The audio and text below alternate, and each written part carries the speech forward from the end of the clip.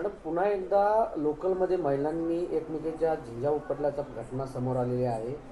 विरारमध्ये देखील असाच प्रकार घडला होता, डोके फोडले गेले होते. हा प्रकार थांबत नाही, काय कारण असू शकतं? आज डोंबिवलीला 8:20ला साधारण आसनगाववरून आलेली ही जलद ट्रेन होती, जी CST दिशेने जाणार होती.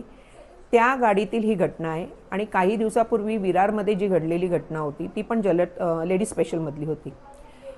याचा अर्थ असाच होतोय की महिलांना कुठेतरी महिलांचे डबे कमी पडत आहेत आणि त्यामुळे त्यांना जो मानसिक त्रास होतोय त्याच्यामुळे त्याचा हा अतिरेक या भांडणामध्ये होतोय. आणि याची दखल मागील कित्येक वर्ष आम्ही शासनाकडे घ्यावी, रेल्वे प्रशासनाने घ्यावी म्हणून आम्ही पाठपुरावा करतोय, पण याबद्दल कोणालाही गांभीर्य वाटत नाहीये. आज पुरोगामी महाराष्ट्र आपण म्हणतो आणि तिथे आपण महिलांच्या सक्षमीकरणासाठी खूप काही महिलांकरिता केलेलं आहे, त्यांच्या प्रगतीसाठी त्यांना बरीच दारं उघडी केली आहेत. पण त्यांच्या प्रवासासाठी की त्यांचा सुखद नाही पण सुरक्षित प्रवास होईल रेल्वेचा, याच्यासाठी कुठेही काहीही सोयीसुविधा दिलेल्या नाही आहेत. आजपासून आपल्या विधानमंडळाचं अधिवेशन सुरू आहे.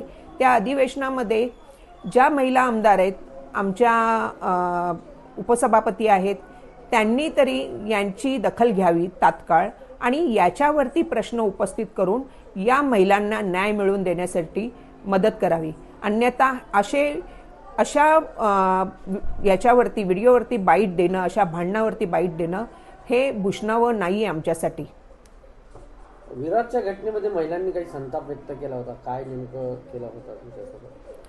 काही महिलांनी असं सांगितलं की आमच्या अशा घटना ज्या बातम्यांमध्ये दाखवल्या जात आहेत किंवा व्हायरल केले जात आहेत त्याच्यामुळे आमची चूक नसताना पण म्हणजे समाज माध्यमातून ह्याला जी प्रसिद्धी मिळते आणि त्याच्यामुळे आमचे मित्र मैत्रिणी नातेवाईक जे बघतात आणि त्याच्यावरती आम्हाला प्रश्न उपस्थित करतात त्याची आम्हाला लाज वाटते. आणि मला खरंच असं म्हणायचं की अशा घटना ज्या होत आहेत त्या पुन्हा घडू नये याच्यासाठी आपल्या सगळ्यांकडून प्रयत्न करणे खूप आवश्यक आहे.